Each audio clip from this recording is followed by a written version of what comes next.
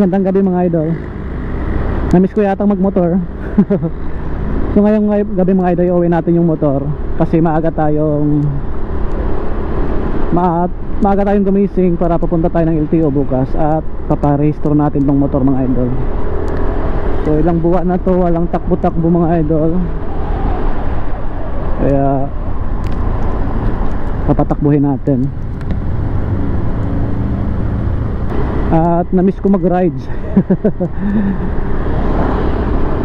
So ayan, so hinatid ko muna si Mrs. papuntang bahay at bumalik na naman ako at iniwan ko yung sasakyan doon sa garahe ng workshop namin at kinuha kong motor. So matraffic mga idol kanina paglabas namin alas 6. Sobrang traffic dito sa may Golden, sa harap, lalo na doon sa may rotonda ng Carmona.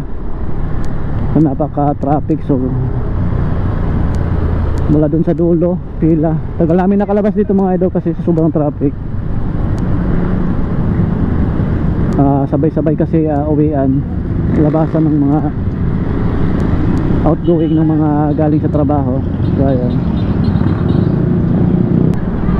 So ayan, wow, ganda pa rin ang ilaw natin mga idol, no? Yung dilaw natin. At may high pa tayong puti, yan. So kailawin natin yung dilaw para ma-aware sila na may big bike big bike yung Aerox natin, no?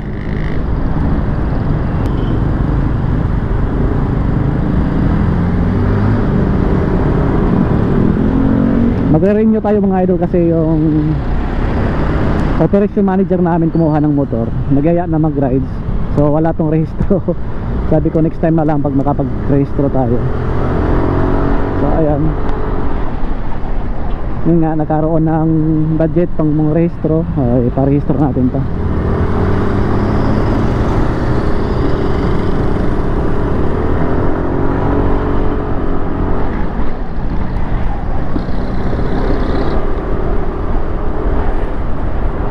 So ang takbo ng ating motor mga idol ay 9,586 kilometer pa lang yung tinakbo ng ating motor. So kinuha natin to ng 2022 at nasa 3 years na to sa atin. 3 years na to sa atin. Sige. Okay. Yan. Kanina may enforcer dito, kaya siguro matraffic.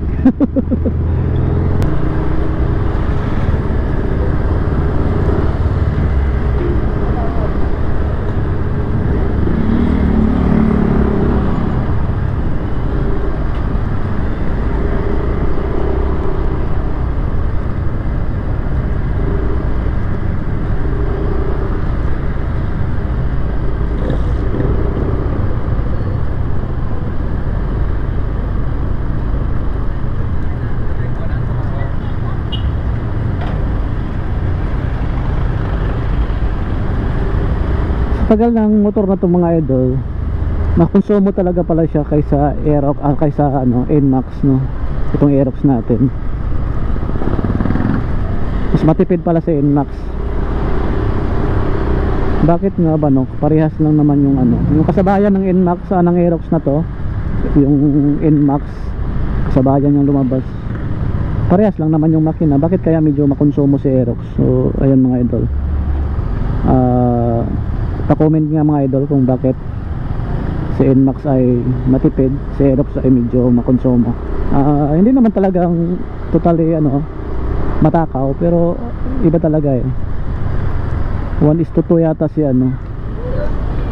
si NMAX, si Aerox 2 yata si Aerox, si NMAX naman ay 1. Kasi yung motor ng kapatid ko ay NMAX din,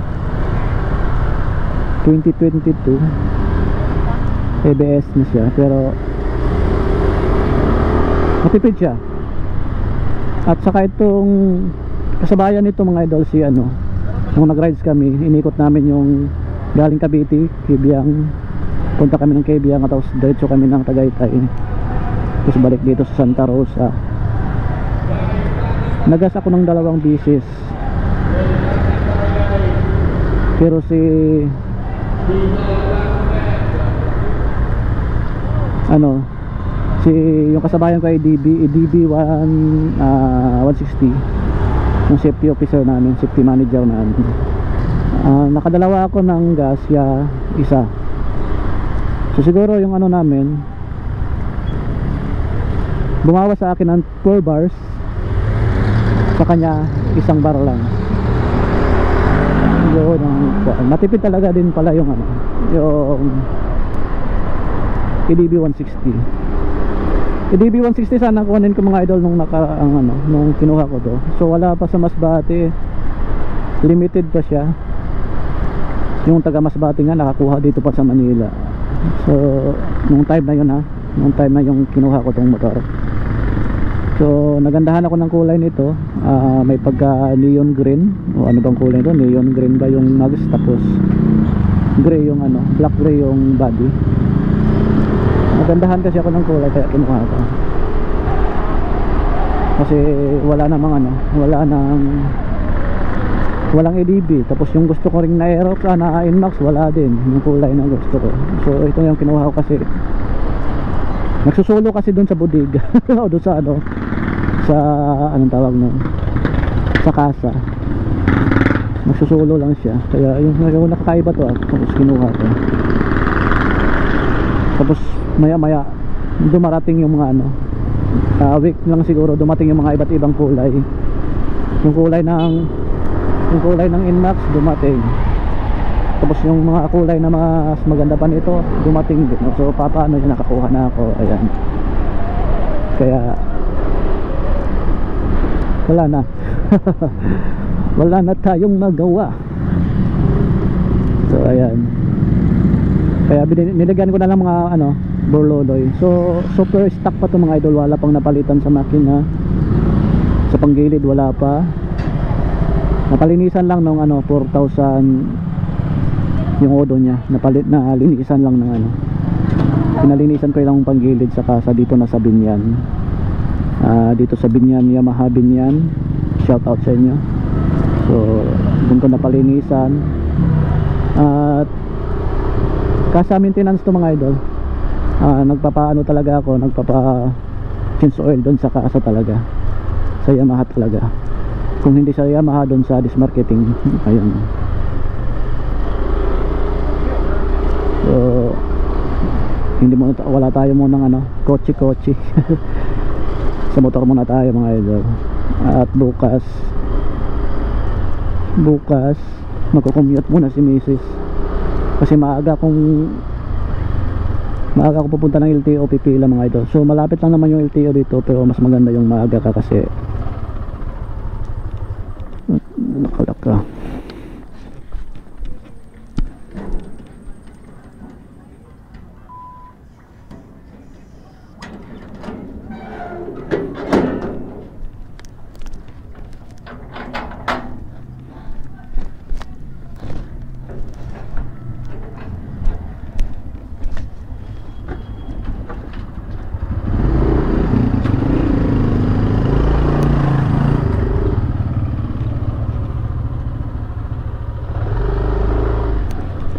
Wala sila.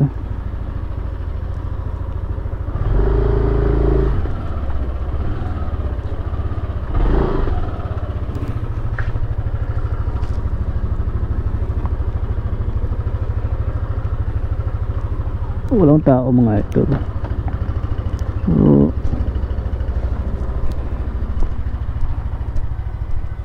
kalimutan ko kotse na, motor na pala dala ko. Ba't pabuksan pa pala lahat ng gate. So ayan. So wala nga sila. Baka sumama sila. Nabanggit pala yon ng kasama ko na alis sila. Patay-lawin lang natin dito. Ba't wala ang ilaw? Kundi na yung di yata sila nakabayad Ba't walang ilaw yung